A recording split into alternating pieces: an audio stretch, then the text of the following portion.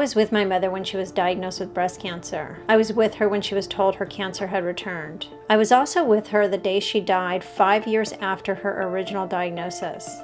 She was only 49 years old. She was my hero and she was gone. I was determined to empower myself to avoid the same fate. I took action by focusing on prevention, and I monitored my efforts with medical infrared technology, or what some would call breast thermography. After utilizing my strategy for over 20 years, I relocated from Los Angeles to San Luis Obispo, California. I soon discovered that most doctors and women in the area were not aware of thermography. This was unacceptable to me. I changed course and I became a board-certified medical thermographer. It was my mission to empower local women and doctors in my community with this state-of-the-art technology. So as I continued down my journey, I decided to go ahead and advertise and let women know that thermography is a wonderful alternative and option for women who do not want to have mammograms.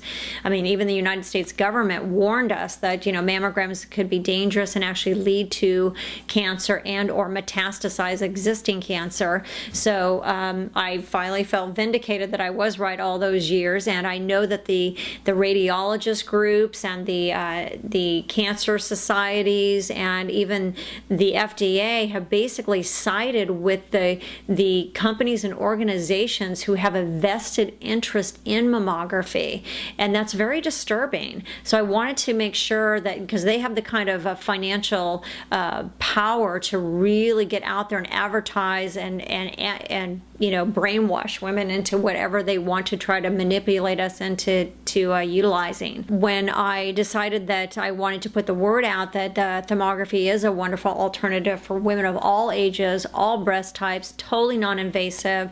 It's just about collecting information that's unique to you.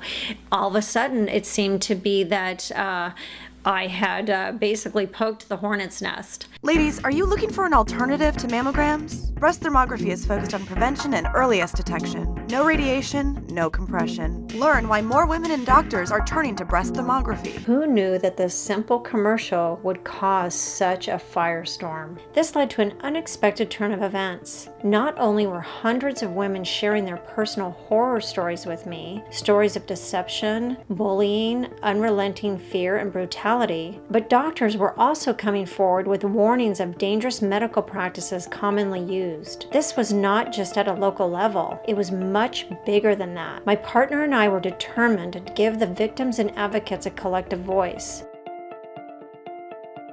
Efforts in doing so triggered a campaign by those with a vested interest to silence us. We had poked a hornet's nest worth multi-billions of dollars annually. Their false and misleading propaganda included press releases, aggressive advertising, and even FDA warning letters, not only to us, but also to others who were attempting to expose the fraud and collusion. Their effort to protect their extraordinarily successful business model is backfiring. More and more women are questioning and demanding answers, and hundreds of doctors are also insisting the curtain of lies be pulled back to reveal what some would consider criminal action by those complicit in this corporate-driven, government-sanctioned barbarism. How many more women will suffer and die because critical information is deliberately kept from them? So what about mammography? Mammography is the greatest fraud ever perpetrated upon women in this nation, and indeed in the world. The initial trials done in New York and in Sweden were frauds. We now know that. They excluded women. For instance, if you were in the study and you died, then you were excluded from the study because you didn't finish the study. Well, what a great way to skew the data. Women that did well were counted twice in some of the studies. So right from the inception, there was deception. Mammography is not all that it's cracked up to be, and there are serious critics of mammography. When they form panels to assess the prudence of continuing with a standard of mammography for breast cancer detection, they frequently experience from members of their own panel, including, for example, Dr. Charles B. Simone, that this is not the way to go, that this is a seriously flawed approach, that actually the testing can increase your risk of breast cancer, But in addition to that, it's not that successful in enabling women to understand when they have breast cancer or detect it in enough time to give them any reasonable chance of fending off the occurrence of it. In my 21 years of experience of seeing patients being caught in this system that only propagates inflammation, that has caused me to come to the point where if it's my wife and my daughter, no, I'm not going to have them have a mammogram as my recommendation. Certainly, they're individuals unto themselves and they can make that decision, but it would be my recommendation to find a better technology. And I would guide them in that and say, you know what, if you do thermography, you're going to have an opportunity to see these inflammatory patterns many years before it could ever be visualized as a mass on a mammogram, and you're not going to be irradiating yourself, thereby increasing your potential to create a cancer. Society needs to be re-educated on the worth or lack of worth of mammography, because I think it's a travesty.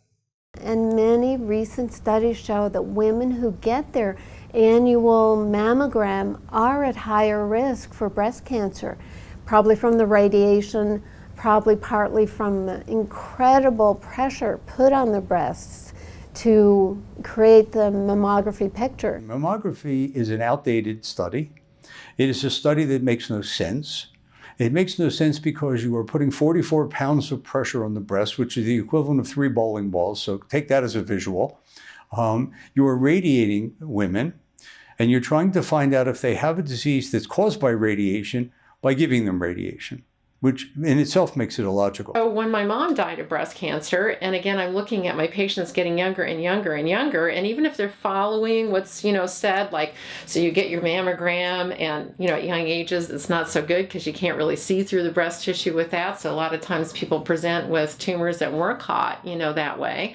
And then, they have to have surgery and maybe mutilating surgery and additional treatments on top of that, even if they have stage 1 disease. New England Journal of Medicine, there was a 30-year study on mammograms and how it had affected the rate of breast cancer, and they said there was 31% false positives, which amounted to 1.3 million false positives in women over the age of 40 in the last 30 years, 70,000 false positives in 2008.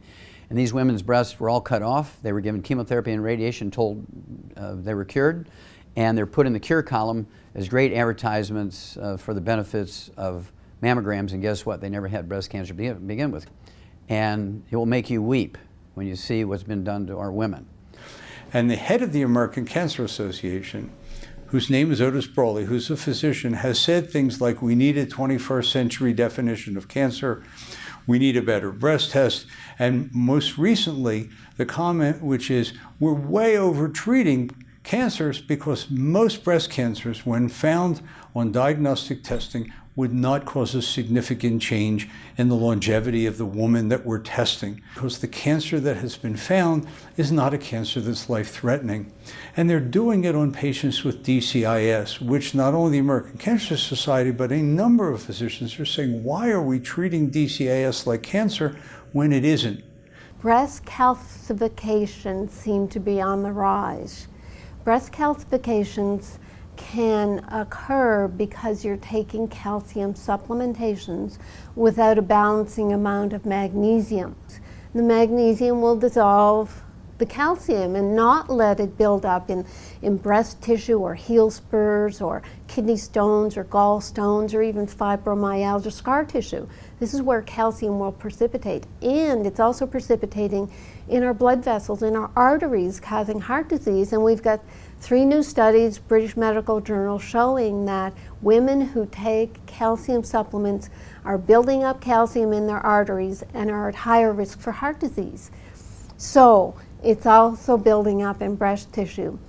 The signifier for calcification in the breast for a doctor is, oh, it could be a sign of cancer. So they immediately go crazy. They want to do a mammogram, more mammograms, they want to do a biopsy. They want to actually say it's precancerous, but it probably is just calcification. they will call it DCIS, the precancerous form of breast cancer, and actually in the statistics say, oh, well, we cured this by doing the biopsy. Really, they're just taking out this breast calcification from the overuse of calcium in our society. I'm not going to tell you not to get a mammogram because there have been some instances where other technologies have missed you know, the cyst or the tumor, and mammography has found it. However, it does not come without its particular problems and side effects. So if we cut to the chase, to me this study says it all. There was a 25-year Canadian study that was done on women between the age of 40 to 59, and this was done on 90,000 women. So 25 years, 90,000 women. And they found that mammograms did not reduce breast cancer mortality rate, not even by 1%. And that a mammogram was just as effective in finding a tumor as a breast self-exam. So how important it is to really discover and learn how to do a proper breast self-exam. And women who have had cancer, or women who have dense breasts, for instance, they can't rely on regular mammography to help you know, find tumors that might be hidden amongst dense breast tissue. We now have ultrasounds which help as well, but in addition we can find a physiological response with the thermography. So it's just an additional helpful tool to have for women who have these problems. Now, of course, the bigger issue too is more women are finding out that radiation is a concern, and every time you have a mammogram, there's 2 views or 3 views or even more views if a woman's called back. So there's more radiation each breast every year for decades, and that definitely we know has an impact on even on the incidence of cancer of the breast. When they turn about 40, that's when they're encouraged to go get their first mammogram. And I have to tell you, when I turned 40, I was a good little girl and I did as I was told. And I went to have my first mammogram. After I was finished, I said, I will never, ever do that to myself again. The experience was so traumatic, it was so barbaric, I was so humiliated, and I left the place in tears. And I said, no, there's got to be a better way. Before that, I didn't know anything about thermography. When you look at the technology behind mammography, you're dosing your breast tissue with radiation along with compression. Now, you don't have to be a scientist to understand that radiation can cause cancer and that radiation can be very, very unhealthy for your body. And so consistent compression, consistent radiation to the breast tissue has been shown and documented in journals such as the British Journal of Radiation. It's been shown to possibly increase your risk of cancer and causing mutational problems up to 6 times because of the low dose radiation. Think about what if there was a micro tumor in your breast and you add that compression and you add the radiation. What do you think that may do to increasing your risk of growing that tumor because of the radiation and the compression? Here's another quote from the British Journal of Radiology. It says, low energy X-ray radiation from mammography causes DNA damage that may result in the increased risk of breast cancer. So again, you don't have to be a rocket scientist to understand that radiation may cause cancer. Proponents of mammography tell you that it's very little radiation. In fact, it is very little radiation in terms of the amount of rods, radiation absorbed doses that come out of the camera. What they don't tell you is that if you go through a screening at an airport, you're getting that much radiation when they screen you in a 6-foot window. When they're doing a mammogram, they're doing it at a 6-inch window. So they're taking that same amount of radiation and compressing it into a very small surface area. You have to compress the breast as much as possible, and the instructions are press down on those glass plates till it hurts. And once it hurts, you know you've got it just about right. And if women have really dense breasts, they can't compress it enough. Well, they have to put about 4 pounds of pressure per square inch on that breast in order to get it to compress properly. It takes 2 pounds of pressure per square inch to rupture the capsule of a cancer. And so the U.S. Preventative Services Task Force said, wait a minute, you are actually creating the spread of cancer by rupturing the capsule every time you do a mammogram.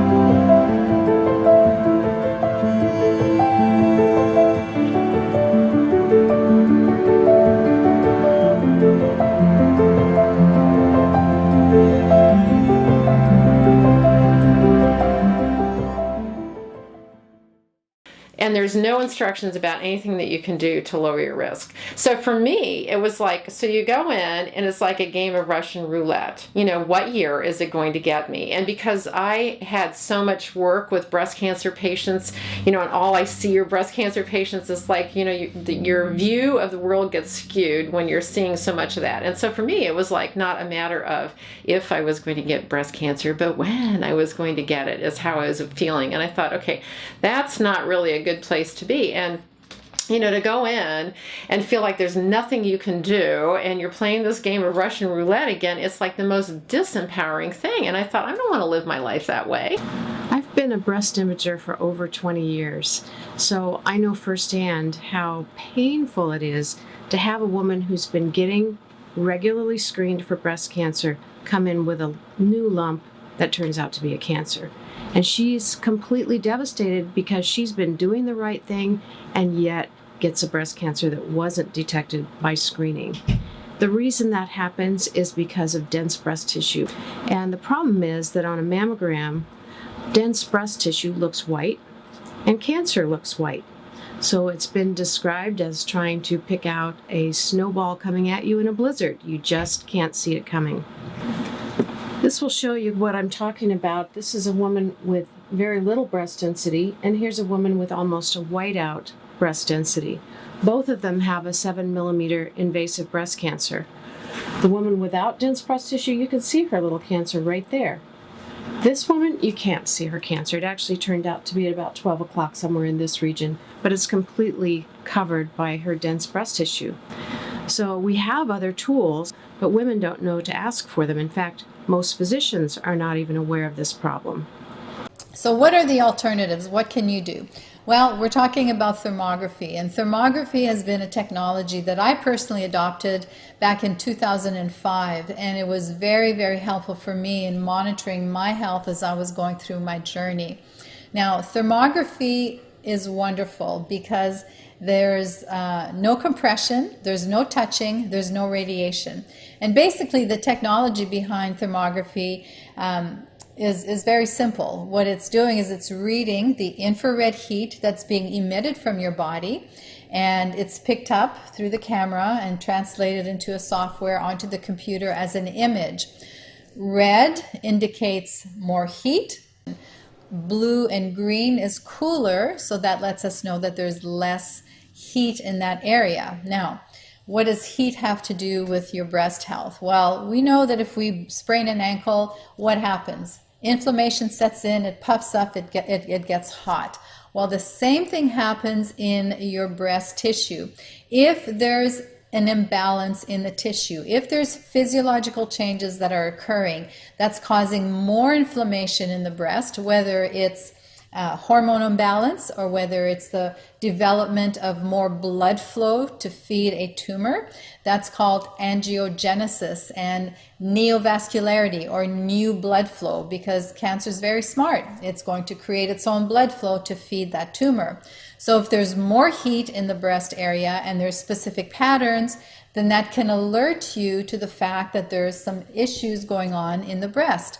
Now, thermography will not and cannot diagnose breast cancer or any type of cancer. What it can tell you though is that there are physiological changes going on in the breast tissue and can alert you and your physician to be very proactive about what needs to be done when it comes to your breast health.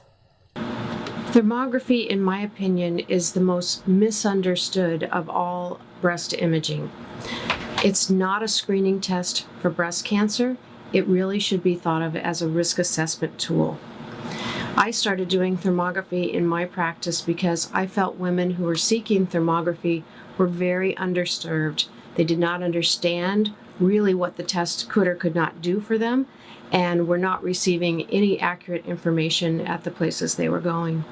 What I've recommended ever since I've found this technology is thermography. Thermography measures the temperature change in the cells in your breast to allow the technician and the practitioner to know if you have rapidly dividing cells which are hotter than the other cells. And the difference in temperature may be very minuscule, but it can be measured. And that's the way to follow your breast health. The thermography can find some extra temperature changes or extra activity in your breasts long before anything abnormal can be diagnosed by mammography or by biopsy.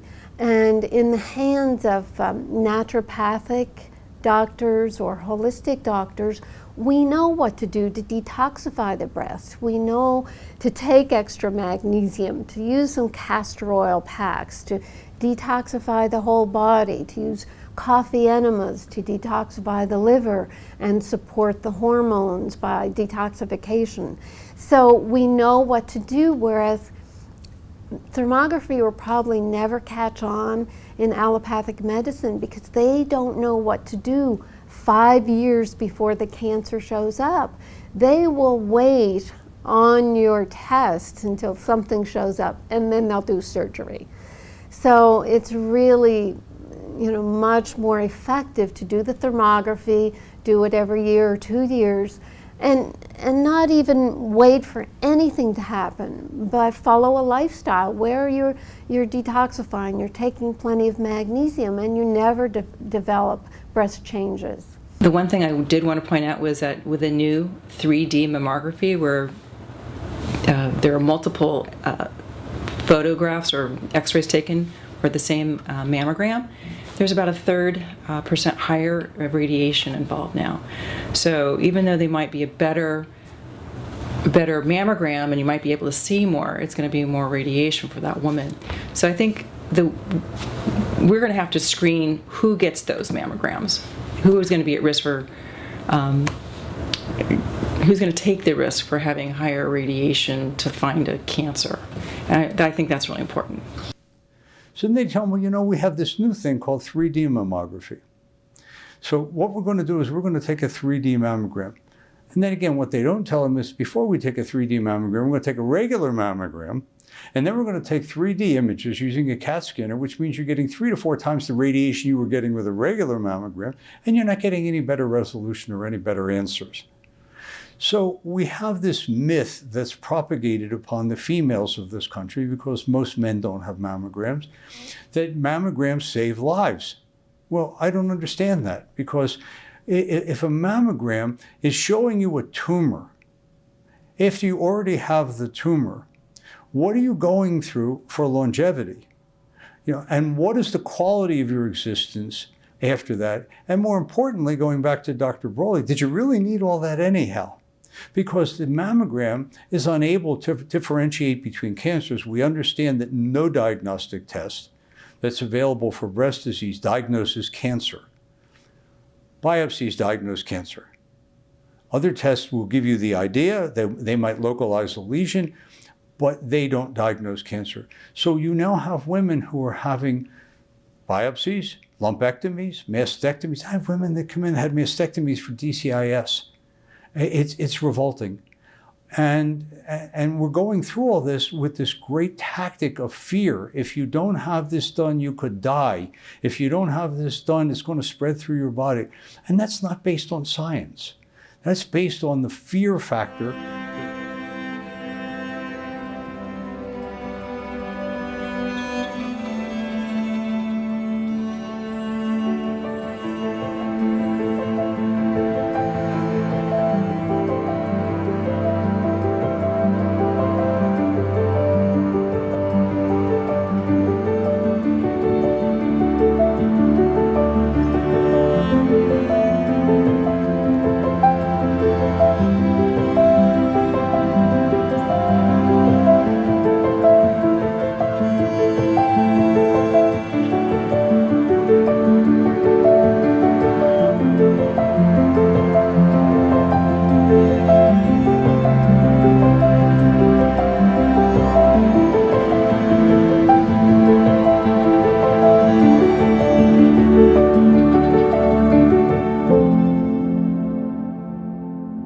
And because my mom had had breast cancer, I thought, well, I'll get active with the American Cancer Society. So I was the spokesperson for the American Cancer Society on breast cancer issues.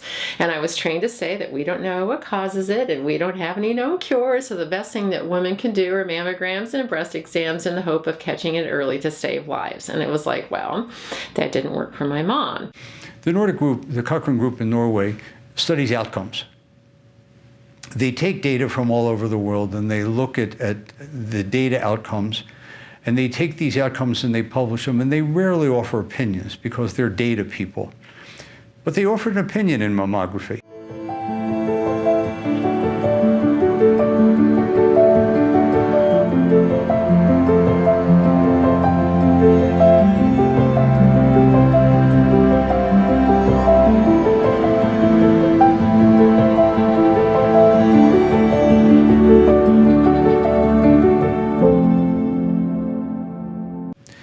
So they went on to say that the best way not to have cancer is to not have a mammogram. Now that's an independent research study. In 2014, the country of Switzerland shut down mammography altogether. They shut down first all the new mammographic equipment and then offered a bill to shut it down altogether. In Italy, the Prime Minister of Italy, back in the early 2010, 11, something like that, made thermography the diagnostic test, what he called it, of choice in breast disease, even though there's still mammographic equipment. In Germany, it's the diagnostic modality of choice. In Poland, it's the diagnostic modality of choice. Most of the thermographic literature comes from Japan. In Brazil, there are thermographic cameras in emergency rooms because they're looking for various problems with fevers. So they're in most of the emergency rooms in Brazil. So we're a bit backwards here in this country, even though the thermography started here. We're still behind the curve, mostly because of the politics and the FDA. If you looked at the statistics in Sweden and New York, the women kept dying at the same rate. Oh, but they weren't dying of breast cancer. They were now dying from the effects of the treatment, from other cancers, from radiation, or from congestive heart failure, from the chemo. So, but they kept dying at the same rate. They just didn't die of breast cancer. We completely gowned up. Looked like we were going to outer space. We had a special chemo hood, which is still used today. And we had a spill cloth inside the chemo hood. And if you were making a chemotherapeutic and you happened to spill a drop on the cloth, you had to bag it up, hazardous material, ship it out in special containers and all of that kind of stuff. And then I realized one day, it hit me, all these precautions for the possibility of spilling one drop. And yet when I get done with this entire vial of drug is going into someone's veins. And that's when it struck me, there is something wrong with this. We need to take a breath and recognize that the cut, burn, and poison approach to cancer is not the gold standard in terms of what we can do to promote our overall health and longevity. to make that your sole mode of therapy and then to start to poison the body further without trying to give your system the support to systemically reduce the inflammation that allowed the thing to occur in the first place is completely fallacious in my opinion. I'm not saying that there's not a woman's life out there that has been saved by a mammogram, because there probably is. But if there's a woman over here whose life has been saved, then there's 5 over here that their lives were taken because of the radiation, because mammograms cause cancer. The groups that are saying, get mammograms, the American College of Radiologists, well, could they receive a benefit from that? Susan G. Komen, did they receive a benefit? Well, if you look at their benefactors, Siemens, GE, all the big mammogram makers, there's benefit. You have to look behind the scenes to see why certain doctors are recommending them and certain doctors aren't. Well, it all has to do with the money flow.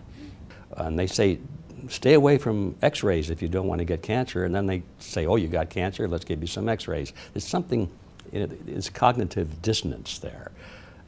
So I think that all of that needs to be challenged. And then hidden behind all of that is the issue that the assumption is that, well, if we find a breast tumor, that's good because now we can treat it. Early detection is the key there, you see. But what are they going to treat it with? Oh, they're going to start treating it with radiation, perhaps? More cancer-causing procedures. They may try chemotherapy, which is destructive of the immune system, and that causes cancer. So in my view, it's just, it's crazy.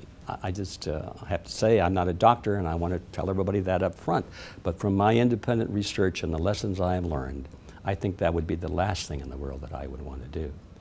Now, is that advice? No, this is a decision that everybody has to make for themselves. But I think before you run down that path, you ought to do some reading, get a second opinion, talk to people who have a different point of view, make up your own mind. I think it's the only way to go. You should appreciate that there are other things you can do, and you can see other practitioners. So if you go to your general practitioner, and that person looks at you and says, you have got to have a mammogram. Well, what if you ask that person the question, can I do something else? And they say, absolutely not. The only thing you can do is have a mammogram. Well, there are alternatives, and you need to understand that there are alternatives. But more importantly, you need to understand it's your body, it's your health. You have a protected right to refuse to receive a treatment you don't want, and you have a right to pursue the course that you think is in your own best interests. And it doesn't mean that you have a right to unapproved medical devices or drugs. The law still prohibits that. But you have a right to choose alternatives that are legal, and those things can be available to you if you just look. It's out there. It's just sometimes difficult to find. But once you get locked into the right community of people, you'll see that they'll be able to guide you in finding those alternatives. It's your body. You do not ever, ever have to get a mammogram again, period. The doctor or the nurse or whoever's trying to force you into that, just say no. Stand up, say no. And if you have to, say hell no. But one way or the other, say no. We're all different. Some women are too young to have mammograms. Some women's personal values do not, they are not going to have a mammogram like myself. Like that would not be something I would ever consider. So is the federal government basically taking our rights away by demanding that we only use mammography and everything else is an adjunct to only that? That just doesn't make sense. And so then I had another mammogram in 2009, and then in November of 2009, and then another by 2010.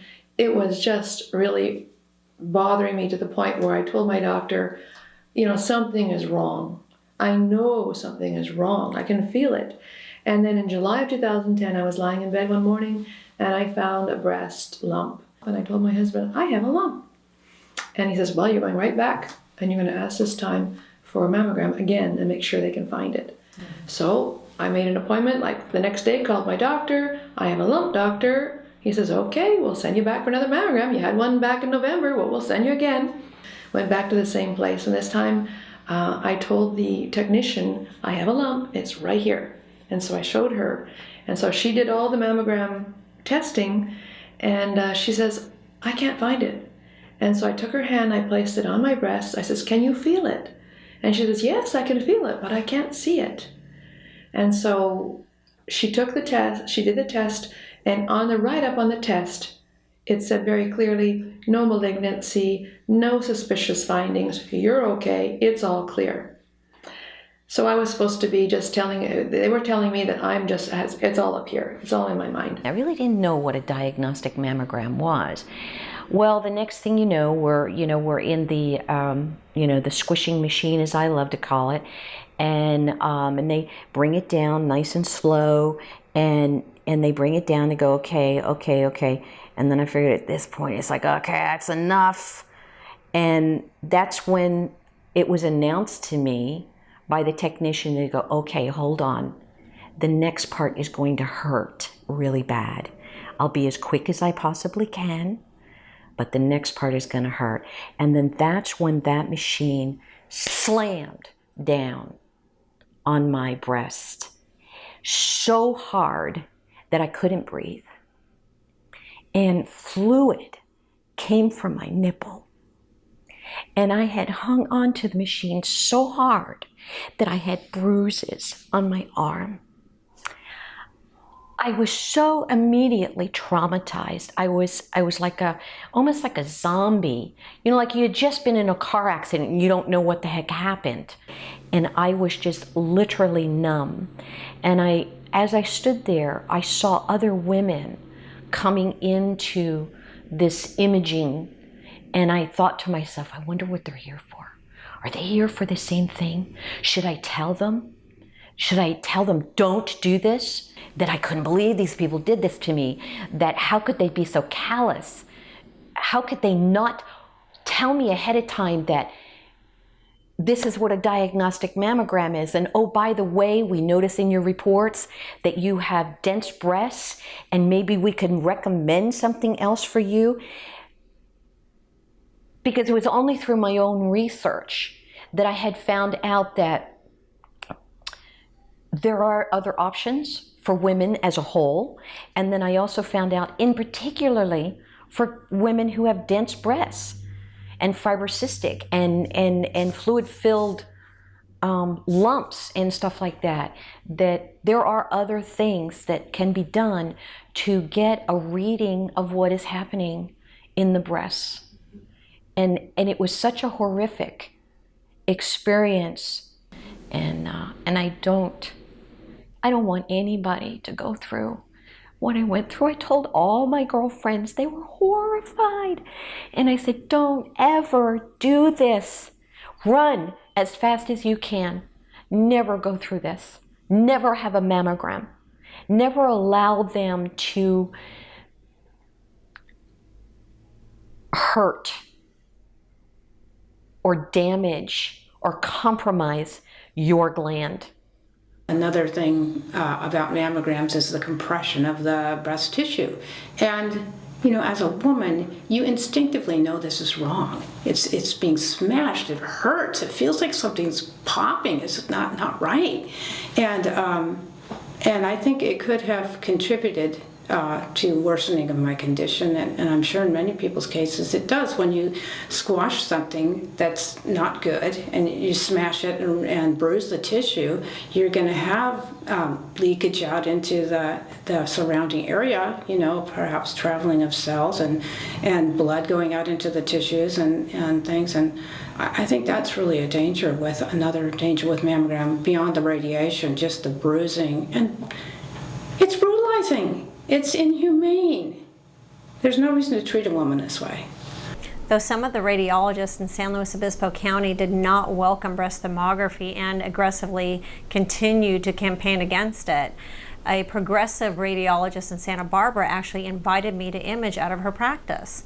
She totally understood and respected the value that physiological information could provide to her in serving her patients in a much more effective way by utilizing physiological information that she can now compare to the anatomical test that she already offered. Well, when she invited me in her practice, which I was thrilled, she wanted her staff to go ahead and have thermograms so they would understand the technology that they were offering there now. And so this is an image, unfortunately, of one of her staff members, a technologist who actually knows one of the women that put you in the mammogram machines, and this is a high-risk thermogram. So that led to further evaluation, and unfortunately she was diagnosed with stage 4 breast cancer. So you can imagine how horrible the radiologist felt that she had missed that cancer for about 10 years. I think that one of the tragedies of modern medicine, at least in this country, is that people have relied on mammograms for so long to diagnose breast cancer. And it really hasn't turned out to be as good as we wanted, and in fact may be dangerous. Patients are overdiagnosed, they're overtreated, and the treatments aren't benign by any means. Chemotherapy, radiation, for tumors that really wouldn't ever cause them a problem. But it's extremely hard for a patient to sit on a diagnosis of a precancerous lesion and not want to go and do everything they possibly can for it because they're frightened. And it really is all about fear. The media promotes this, the medical profession promotes this. It's a total waste of healthcare dollars for annual mammograms to be done for everybody. There's recent studies that have shown that an examination by a physician once a year is as valuable as a mammogram in terms of longevity. And on the mammogram side, more tumors are diagnosed, but they don't need to be, and they don't need to be treated. Patients are just living with a diagnosis of breast cancer when they really didn't need to at all. So there are other imaging techniques now that are more predictive. They may not be as good at mammograms as diagnosing a lesion, but they're more predictive, and we can see abnormalities in thermography, for instance, that are precursors to cancer and that can be changed with a change in diet, a change in medicine, a change in lifestyle. Well, I didn't realize until I started to do the research that the mammograms can actually make the cancer worse, can break up tumors if you have them. It was really quite horrific how much damage the mammograms can do. And when I had my first breast thermography, which came off of the 20-some mammograms I'd had, it was difficult to work out whether the inflammation was actually caused by cancer or if it was the mammograms. And what was really noticeable was when I came back 3 months later, because we're treating this seriously, the healing was coming into play. You could see that I was still at risk of cancer, but the inflammation was going. So I have to assume that a lot of that inflammation was actually caused by the amount of mammograms. And that just made the job harder of seeing immediately how we were going to cure this. Mm-hmm. So when you're having thermograms, you're able to come back every few months and kind of monitor your progress and see it for yourself? Well, there's no danger to you. Mm-hmm. And it's non-invasive, it doesn't hurt. And all you do is you come in and you strip down, and it's I was explaining it to my 17-year-old son. I said, it's like being on Predator, if you ever watched the movie, because you see the heat, and it's really, really cool. And because I felt this needed to be taken seriously, rather than wait a year between the thermographies, I've been doing it every 3 months to be able to see the progress. And I've just had my third one, and the progress is really noticeable, and I'm really happy. Well, what if we could find a disease process occurring earlier? Well, that's what thermal imaging is about. Long before something ever developed that was imageable, that would cast a shadow or reflect sound waves, there was a process going on there. Because cells, as they go bad, they produce heat, they produce nitric oxide, they produce inflammation, and all of that is imageable. And part of the process which causes that initially is lymphatic congestion. That is also imageable on infrared imaging or thermography. So we can see the causative factors of disease coming down the road with thermal imaging, and therefore prevent the disease from ever happening. Wouldn't that be awesome? to never have to treat a disease, but to prevent it. So thermography is a wonderful tool to have to assess your breast health. Now, is it 100% accurate all the time? No, just like any other test is not 100% accurate all the time. According to statistics, it's typically between 90 to 97% in finding physiological changes in the breast tissue. And that's a pretty significant number. And what most people don't realize is that thermography has been around for many, many decades. And there are over 800, possibly closer to 900 now, independent studies that have shown the benefits and the technology of how useful thermography can be. So starting with thermography to monitor for subtle physiological changes starting in your 20s. A 20-year-old woman in her 20s could have a thermogram maybe every 3rd year, but it helps her engage in knowing exactly how her breasts work and not having that attitude of that fear-based culture that we seem to have created of just crossing our fingers and hoping that we don't get cancer.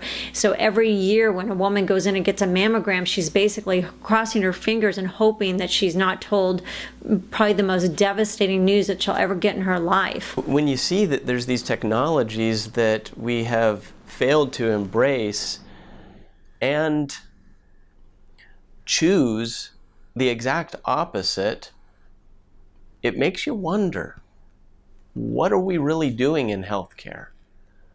Why have we failed to first do no harm? Where did we go wrong that we lost our prime directive? We blind ourselves to hearing information that doesn't fit our paradigm. And that's where we really need to change as a society. We need to be willing to take our truth, whatever it is right now, and put it off on the side and truly open our mind and our heart and study things out if there's a chance that what we're doing might be doing somebody else harm. That's got to happen. Welcome everyone, this is Dr. Mercola, and today I'm joined with Gaia Powell, who has a really passionate interest in breast cancer and breast cancer screening, largely related to the fact that her mother died in 1991 from breast cancer.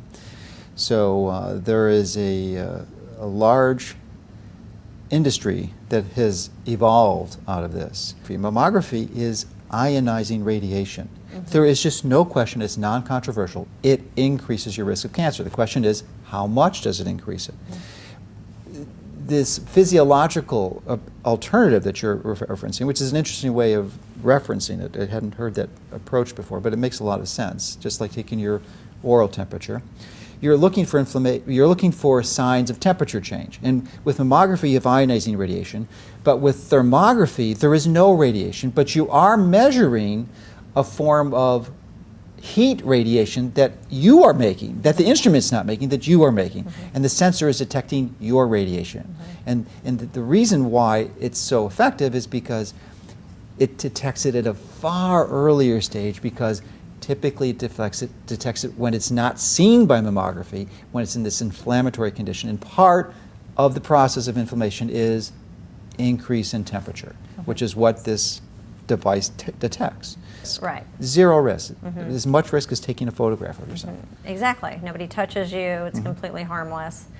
So yeah, just much more empowering. I mean, I guess my whole goal and my life mission now is to make sure that women have all of their information, all of their facts about the strengths and weaknesses of all of our options, so they can make the decision that is best for them. Because I know how fear-based it is. I was there with my mother when she got diagnosed, and immediately it's like you're going across the hall, you're having this thing taken off, without, they're expecting women to make decisions when they're basically being chased by a lion. Like mm-hmm. you're in the most incredibly stressful situation that you've ever had in your life, most likely, because you're fighting for your life or you're fearing for your life, and now you have to make all these life-altering mm-hmm. decisions.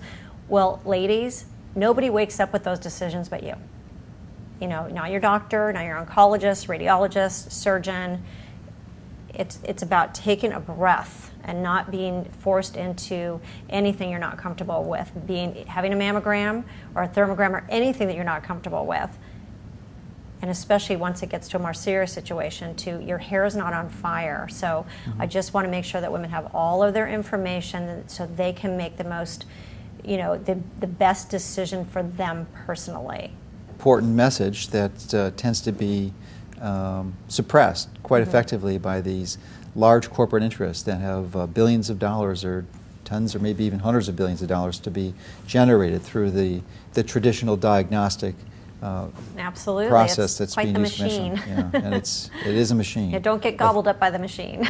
So every woman's unique, and she should determine with her doctor what are the best screenings that would be best for her. Best screening and what's acceptable to them, because even MRI scan, which is our gold standard, requires that women have intravenous injections of gadolinium, and gadolinium is a heavy metal.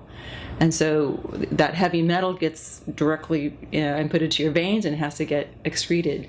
And we know that there's kidney and skin problems with that for some people. So it's not necessarily safe for everybody.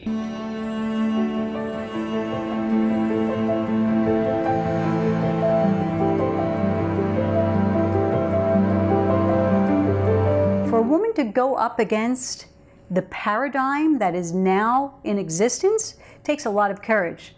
It's not an easy thing to do, and I applaud every single one of my women that are strong enough, and they're finding strength in numbers, and it gives me the chills because they're coming into me and they're saying, just last week a woman she was getting ready to have a mammogram. She said, "No, I can't do it. I can't do it," and she literally walked out. Her doctor dismissed her from the practice, and she said, "I don't care. I'll find a doctor that I can relate to." These women want to have a conscious conversation with their doctor. They want to be listened to. These are smart women. These are women who are reading, they're listening to webinars and summits. They're constantly educating themselves. They're in touch with their bodies. They know their bodies. They know what's going on. So why are you putting yourself in that position when there are alternatives? And thermography for me, was the most simplest, painless, obviously right there, picture in front of me of what was going on with me. And take the time, do the research, take the time to think about how you feel about this. And not only how you feel about this, but what you've heard and where you got your information. That is so critical because we just are so bombarded with fear that we make our decisions from that place. And when you can make a decision from the other side of hope and change and love for yourself,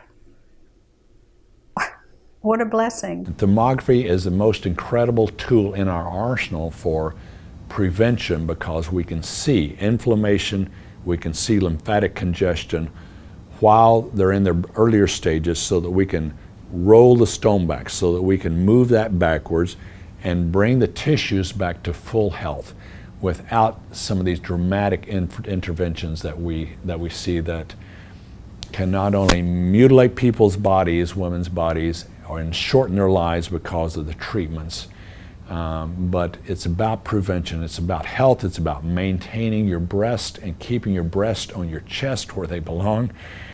And I went in that week, and I was very professionally done. I was very happy, but I had no idea if it would help.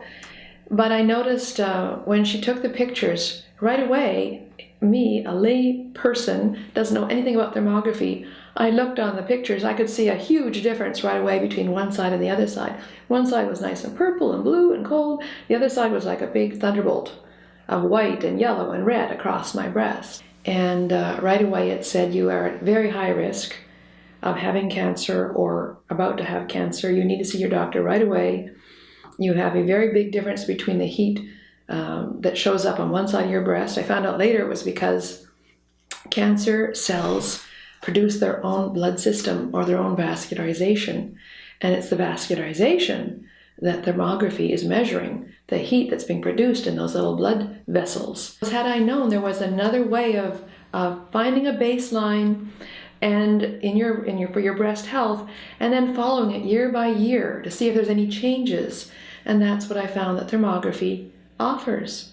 thermography provided a very thorough view of the health of the breast, something I've never seen before. There was no pain, no discomfort, nothing.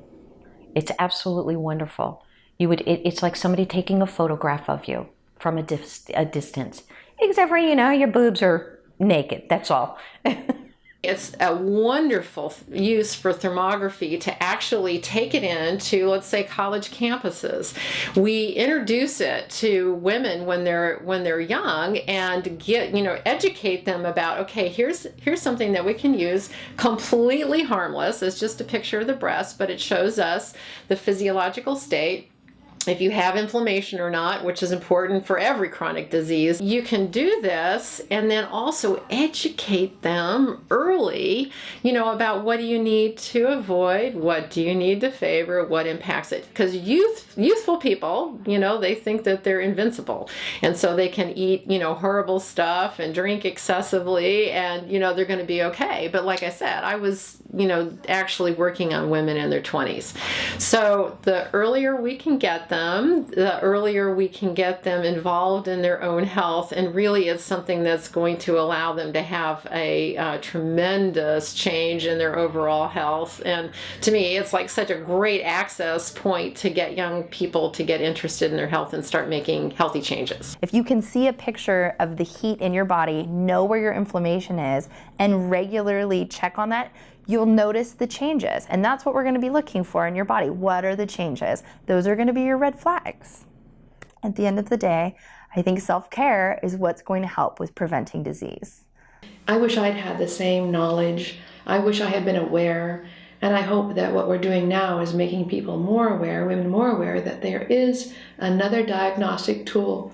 Not expensive, doesn't hurt, isn't invasive, but it can save your life. So as it turns out, a few years later, I reached out to Dr. William Ashley, one of the radiologists who had originally campaigned against thermography, and me personally. He actually wrote letters to some of the doctors I was working with, including the radiologists in Santa Barbara, discouraging them from working with me. So it was very, very upsetting and disturbing, but it also inspired me to make this film. So when I reached out to him, I was surprised because he agreed to actually talk to me. So I went in, I talked to him, and he actually told me that he completely remembered me. He remembered meeting me years ago, and he now admitted that he no longer offers mammography and also does not consider it to be the gold standard. And I asked him, I said, oh, that's amazing. Would you be willing to go on camera, or at least, come out with a public statement to warn women about that, or to share that information of your conclusions? I mean, because he's been doing mammograms for, over 30 years. And he declined to. He said that he was getting ready to retire and he would rather not do that. But he did encourage me to reach out to one of the other radiologists that campaigned against breast thermography, Dr. Fred Vernacchia, and he thought maybe Dr. Vernacchia would be willing to share information with me. And unfortunately, he declined to be interviewed or speak to me. Women really do have to become their own advocates as far as healthcare is concerned, but particularly breast cancer. I've thought, what a great tool. Now they've got multiple resources to go back on this investment that they've put into themselves in both time and money and resources with my office. And I think it's wise for people to do that anywhere that they go. If they're walking into a doctor's office and a doctor knows that they're being recorded, the level of honesty goes up, because there's this certain fear in the back of every doctor's mind that if they're giving information that might be more party line rather than what they truly know, they're probably not going to let it come across their lips. And the patient's going to get a higher level of care if they know that the interaction's being recorded. Not in a spy-like fashion, but just to keep all parties accountable. What do you think about hormones and how they affect women's health, and then possibly how they could lead to cancers, or how does that, I mean, there's a lot of fear based around estrogen. Yes, I hope that fear is diminishing. I'm a very pro-hormone oncologist, which is like an oxymoron. So estrogen and progesterone, testosterone, all of those hormones help regulate our health. They help keep us in good shape. They help regulate other hormones such as insulin, so which is an important hormone. As we get older, a lot of adults become more insulin resistant. So believe it or not, estrogen and testosterone help reduce insulin resistance. So overall, that helps improve our health, and not only does it keep our skin looking nice. I always tell women, if your skin's looking nice on the outside, the skin on the inside has to be kept in good health as well, or looking good too. So I am pro-hormone. And there's more and more data coming out that estrogen alone actually reduces the risk of breast cancer by 23%. Can you imagine that? That's like the biggest risk reduction ever. But nobody wants to talk about it very much. To balance your energy. We are energetic beings. We are only 1/billionth physical matter. The rest is all energy. So how do we change that energy? How do we keep that energy balanced? We can use technology and tools and art like chiropractic and acupuncture and reflexology and massage, exercise, getting proper sleep, making sure your hormones are balanced is such an important aspect of that. It's really interesting when I ask audiences how many people think your genetics has a major impact on whether you develop breast cancer or not. Hands will come up. Well, genetics means practically nothing. So usually they go, well, it runs in my family. Half the time it's because you all ate the same, you had the same lifestyle, and so that's why, it's higher in your family. Now there is a genetic form called the BRCA gene mutation 1 and 2.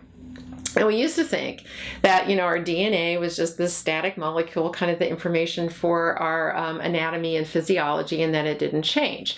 Well, since we mapped out the human genome, there's been all sorts of new information that we've gotten as far as the fact that everything affects our DNA and how it expresses itself. So every food that we eat, it gets broken down into these little chemicals that will actually hook onto the DNA and turn certain genes on and turn certain genes off. I know genes fit in there someplace, but they're way down in the single digits. Most everything that we do, we can change. In fact, we now know that we can code around bad genes. So just because you have a bad gene is no reason to do anything drastic like losing your breast, because it is not, the genes are not the be-all to end-all. Genes are just building materials. And what we think affects that, what we do, what we put in our body, and how we manage it all is so much more important than a gene. And we now know that the body can code around bad genes, literally code around them under the right circumstances. So don't let that gene thing get you caught and make you do something that you might regret. Because in the moment, it was the first time I'd heard about it, and I was like, test me, I need to know. I don't want to suffer the same fate as my mom. And even within the week or the 2 weeks and the 3 weeks after that, I really started thinking about it. Do I want to know that I have a gene that might mutate and might give me cancer? As a woman, I already know I have bullseyes on my chest. And if I love my body and I take care of it and I understand what's going on with it, then I don't necessarily know if I need to know that I have this lurking little villain inside my body that might make it worse for me. And so having had a discussion with other people who I care about in my life, finding the support I needed. You don't want to walk around being the only person who's thinking outside of the box. You need some positive reinforcement. I talked with my parents about my decision to not be tested for the gene, and they supported the fact that I didn't want to manifest this disease. I wanted to just live my life and be happy. When I see women that receive their genetics and they find out that they have the gene that potentially would facilitate cancer if the circumstances were adverse in their life, and they go get a mastectomy, my jaw drops. I'm like, okay, you didn't even have a problem?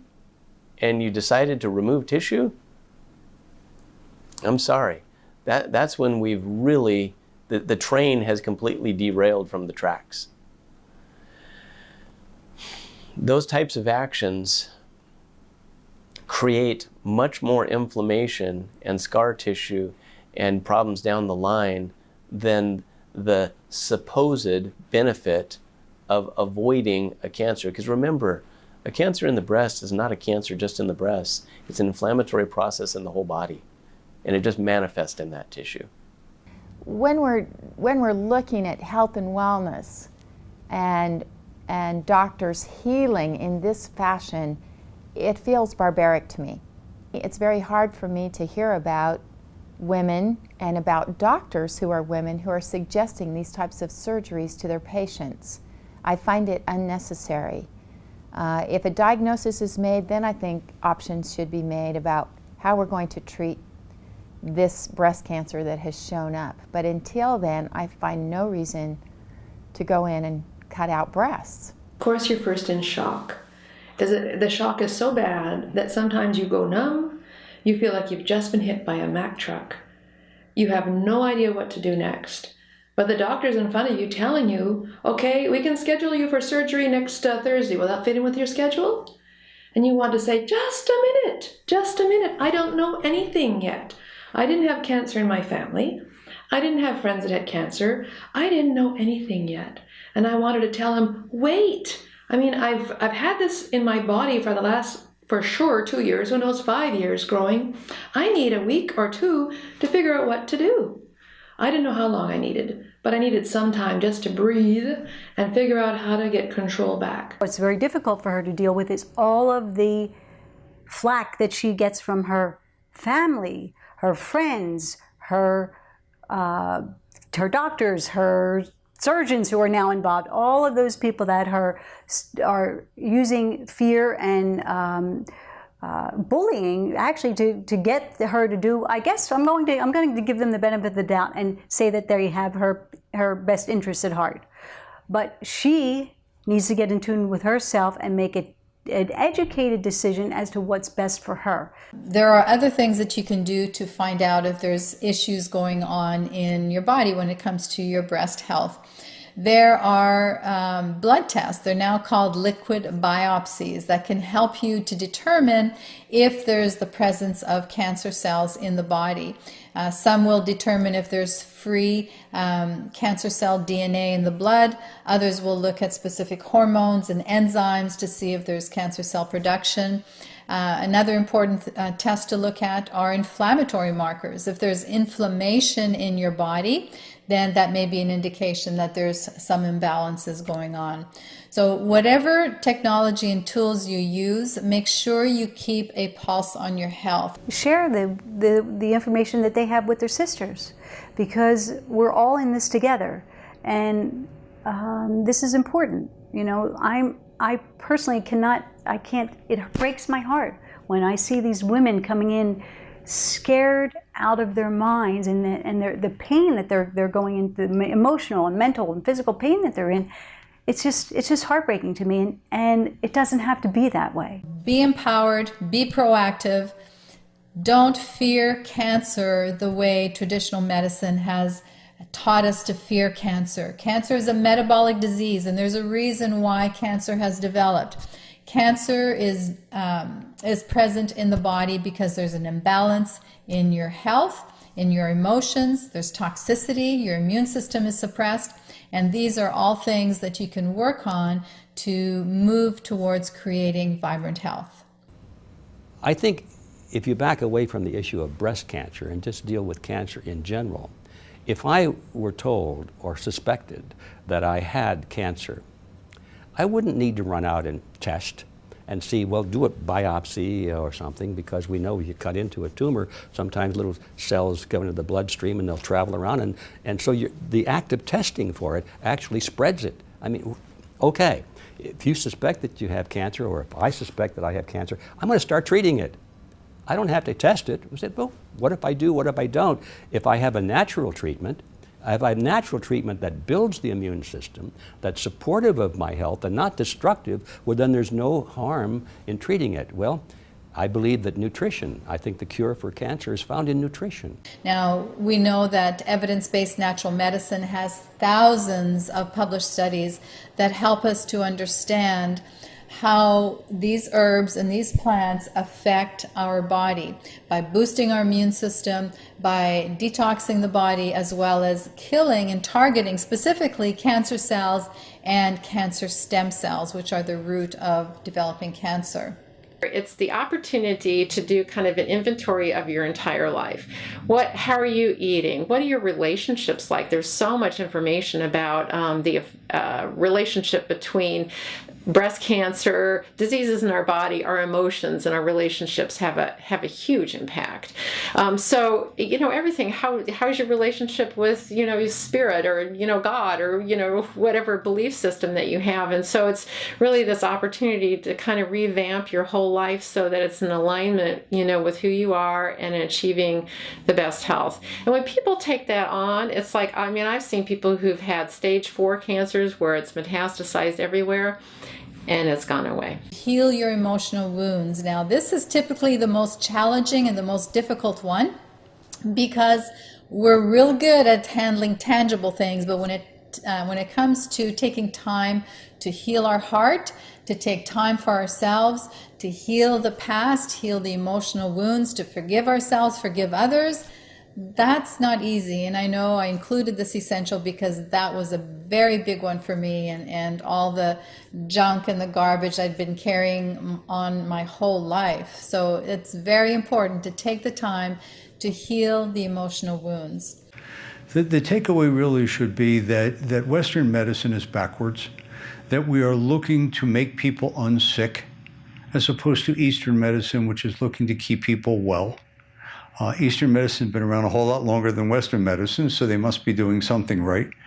And I encourage women to be proactive in their health. I think we need to really examine what's going on in the health industry, health and wellness industry, with medical schools, with the amount of nutritional advice that doctors are given and taught in those medical schools, and really examine how much they know about the preventative measures found through lifestyle and diet.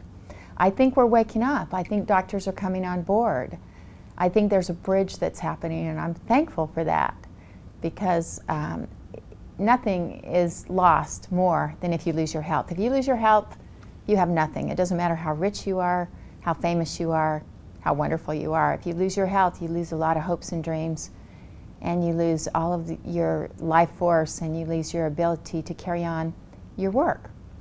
Teach your children, teach your daughters breast health right from the beginning, to be in charge, to be responsible for what they put into their bodies, for how they take care of their bodies in general, and especially the breast. I think patients need to be involved in their own care, and they need to find practitioners who will team up with them to do so. It's not just a matter of seeing a patient once a year and getting them on their way. I think that a patient needs to be looked at as a whole person. We need to look at nutrition, lifestyle, medications, and just anxiety and stress. These are the things that a patient should be, a woman needs, in my opinion. And I was asked a little while ago what kind of advice I would give, general advice for somebody with cancer. And I was thinking about that, and how do you summarize it? I would say there are two things. The first thing would be to respect nature. And the second thing would be to question authority. I hope you will join us in becoming a Hippocratic Oath angel. Let's link arms and create a new paradigm focused on education, empowerment, prevention, positive action, and healing, so we can ensure a healthier and safer world for our daughters. I hope that this helps your life and proves it. And please be mindful of your health, and don't give away your rights to anyone. I think we need more education instead of medication. And I know there's many that feel the same way. So thank you very much. And I always say salud. The word salud comes from salute, which means to your health.